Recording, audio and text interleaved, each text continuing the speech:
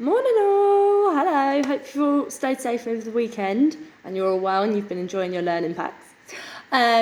It's very quiet in this classroom without you. I don't know why that is. We have Who Let the Gods Out then. So for those who haven't heard the last couple of bits, so far we have met Elliot, who is a boy who lives on a farm with his mum. We know he's quite poor. We know that mum's not very well, but we don't really know what's wrong with her. We know he gets into a lot of trouble at school, and we know they're in massive, massive debt and they're about to lose their home. We have also met Virgo, who is a zodiac constellation. She's a star sign from the heavens, and she has been given, or a god was given the task to deliver ambrosia to prisoner 42, and she has taken that task upon herself and has crash landed into Earth. So they have just met and we're about to carry on. So chapter 6, the swimming lesson. Despite his tiredness, Elliot had a lousy night's sleep. The thought of Virgo, or whatever the weirdo called herself, stealing the family silver kept him tossing and turning for half the night. The fact that he'd already sold all the family silver helped him to sleep for the other half, but the new day had barely broken before Elliot was pulling on his clothes and heading downstairs. He expected to find Virgo snoring beneath the patchwork quilt that hid the holes in the sofa, but as he reached the bottom of the stairs, she was wide awake in front of the telly. The sofa didn't appear to have been disturbed, but nor did Virgo show any signs of having been awake all night. "Morning," said Elliot cautiously. "Good morning, Elliot," said Virgo, scowling at the television. "I hope you enjoyed a better night than I did." Elliot was about to launch into a tirade about how actually, a delusional stranger breaking into his cowshed had rather disturbed his evening. But something more important struck him. Virgo was watching television. They had electricity. "What? How?" he mumbled sleepily, trying to find words that had yet to wake up. "I must say, even your hospitality puts your fellow mortals to shame," Virgo began, clearly relishing the chance for a moan. "The little people who live in this box are incredibly rude." Elliot glanced at the soap opera Virgo was watching as he pondered how the power had been miraculously restored to his home. "I have been trying to make conversation with them all night," she huffed, "but I have been completely ignored.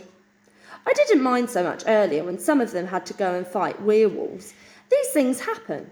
But these people are downright stupid. Take this woman," she said, pointing to a well-known soap actress. "I tried to advise her against running away with this man, but would she listen? Now she's trapped in a car with someone who killed his own mother only 20 minutes ago, and he ran over the neighbour's dog and pretended to be his own sister. Now when do we leave to find prisoner 42? "When did the lights come back on?" he asked. "Oh, I rerouted your electricity through your neighbour's system.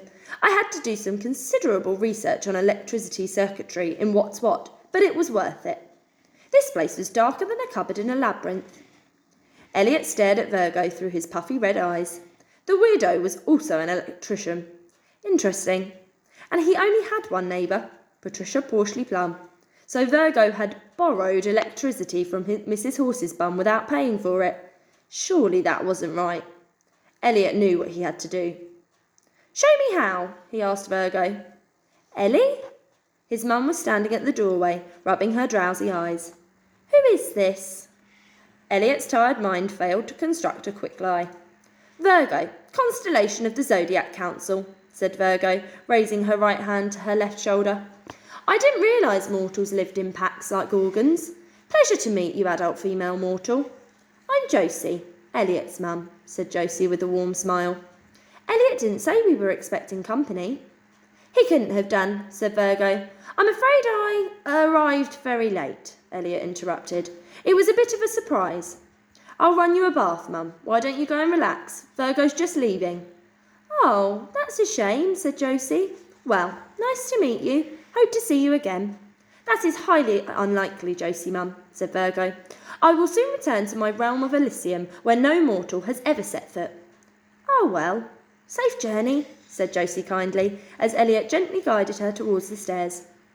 Half an hour later, when Mum was safely out of the bath, Elliot gave Virgo her flask and a piece of toast, and bundled her out of the door in an old hoodie.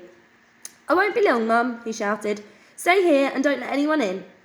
"Yes, boss," laughed Josie. happily reading a magazine at the kitchen table. "See you later, gorgeous." "Look, there it is," exclaimed Virgo as she spotted Stonehenge from the front gate. "If we'd cut across that field, we'll be there in no time." This way's quicker," mumbled Elliot, not intending to take Virgo anywhere near but Little Motbury police station. Elliot and Virgo walked in silence down the track that led to the nearby village. The River Avon babbled peacefully alongside. "I appreciate your assistance in taking me to prisoner 42, said Virgo. "As soon as I've delivered this, I will leave you to your imperfect mortal life."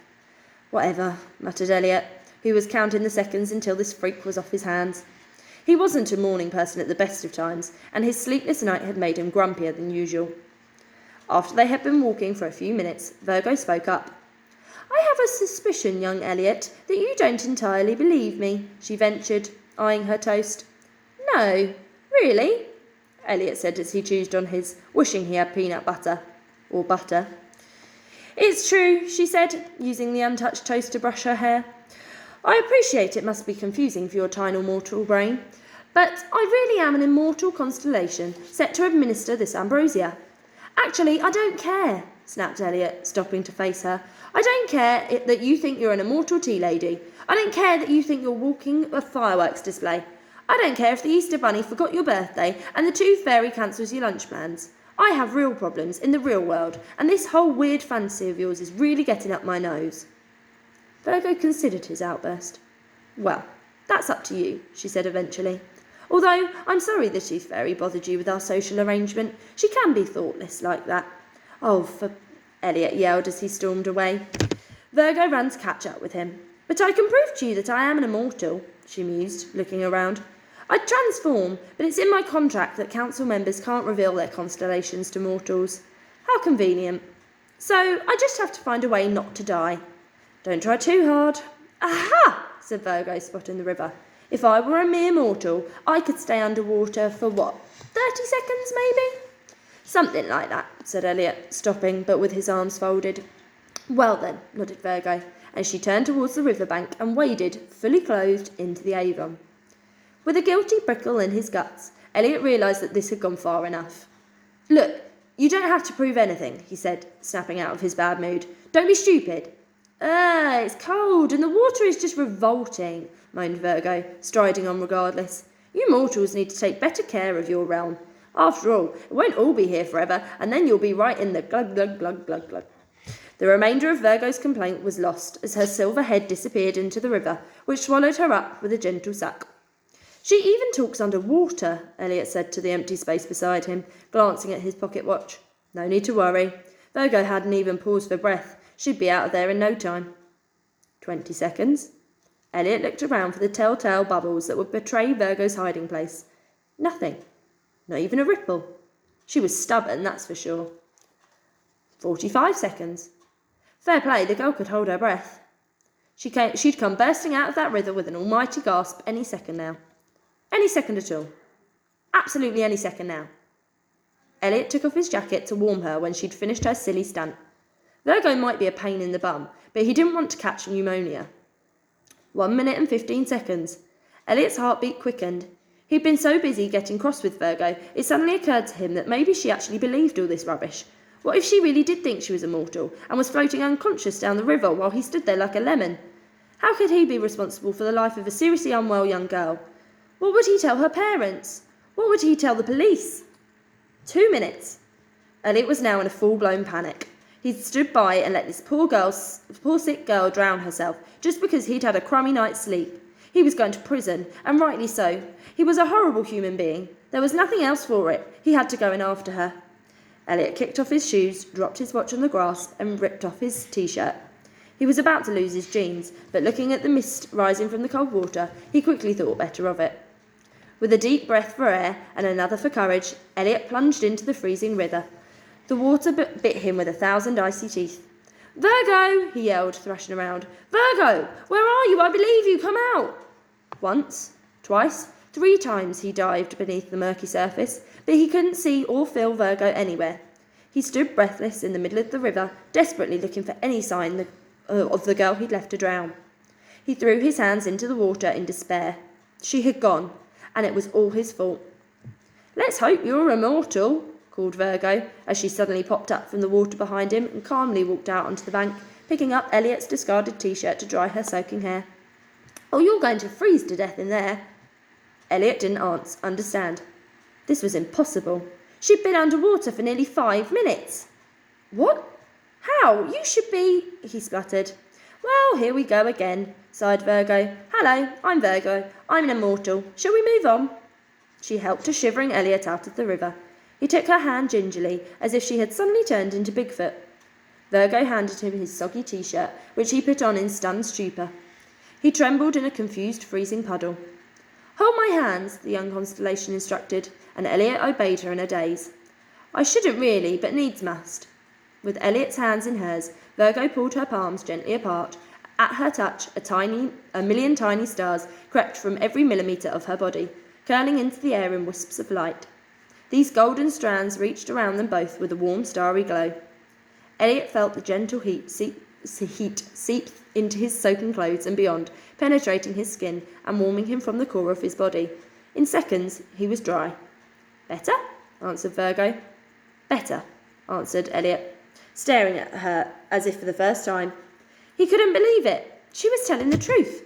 Virgo really was immortal. Now, can you please take me to the stone circle? Said Virgo, looking over the countryside. Stonehenge? Asked Elliot. Is that a prison? Asked Virgo.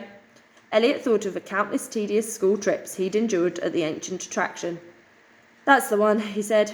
It's about a mile this way. Excellent, said Virgo. This is going to get me a promotion for sure. I'll probably be asked to make more of these trips. You might be seeing plenty more of me. Fantastic, said Elliot, his mind still reeling from this morning's unexpected turn of events. Virgo strode across the field, forcing Elliot to run to keep up with her this time. So, are there more like you? He asked. Immortals, you mean? Asked Virgo. Of course, thousands. That's why the Zodiac Council exists. We support them all. So you're like a government? Not at all, scoffed Virgo. A government? For immortals? The very idea. No, nothing like that. We just tell them all what to do and punish them if they don't do it. She halted as she stepped in a ginormous cowpat. What is this stuff? It's everywhere in this realm. Do any immortals live here? On Earth? Said Elliot, looking around as if he might bump into one at any moment. Of course, said Virgo nonchalantly. You probably encounter them all the time. Elliot thought about some of the strange inhabitants of his tiny village. This actually made a lot of sense. You can identify us by this, said Virgo, pulling a necklace out from her t-shirt. Elliot examined it closely. On a golden chain hung a small pendant, about the size of a grape. Exquisitely carved in crystal was a heart inside an elaborate flame. This is my cardia, Virgo explained. All immortals wear them. Let me see, said Elliot, reaching out to get a better look. Virgo snatched the necklace away in horror. Don't touch it, she gasped. A cardia is the essence of immortal life. Without it, we become mortal. Being stripped of your cardia is the most severe punishment in the immortal world. Without a cardia, an immortal could die. An immortal could be killed. An immortal could be an accountant. Okay, chill out. Your cardia's a big deal, I get it, said Elliot, stuffing his hands into his pockets. I'm pleased to hear it, said Virgo more calmly. Cardia also help immortals to identify each other and declare our category. Category? Asked Elliot. Yes, there are 5. Deities, constellations, elementals, neutrals, and demons. Every category is made up of different classes, and each has a different cardia. For instance, all deities' cardia are precious metals, but they are bronze for heroes, silver for gods, and gold for Olympians. Elementals' cardia belong to their element. A troll is an earth elemental, so their cardia are stone. Constellations' cardia are crystal, and neutrals are glass. So deities and constellations are better than elementals and neutrals. We wouldn't express it like that, said Virgo grandly. You would if you had a stone cardia, Elliot pointed out. What about the demons? Oh, then, they don't exist anymore, she said, as she trod in more cow dung. Is this substance some kind of decoration? Don't exist? But you said demons were immortals. Not without their cardia. Mighty Zeus stripped the demons of their onyx cardia and destroyed them all before he retired. Horrible creatures, apparently, love to torture mortals with their powers. Illness, death, old age, that kind of thing. So who is this prisoner 42, and why is he at Stonehenge? Asked Elliot. No idea, said Virgo breezily, and he's under it. What did he do? I don't know. Something wrong, obviously.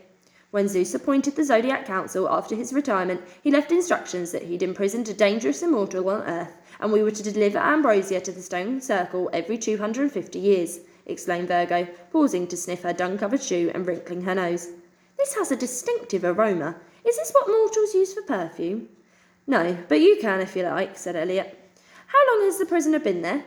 Not sure exactly. It was before my time. Zeus retired 2,000 years ago.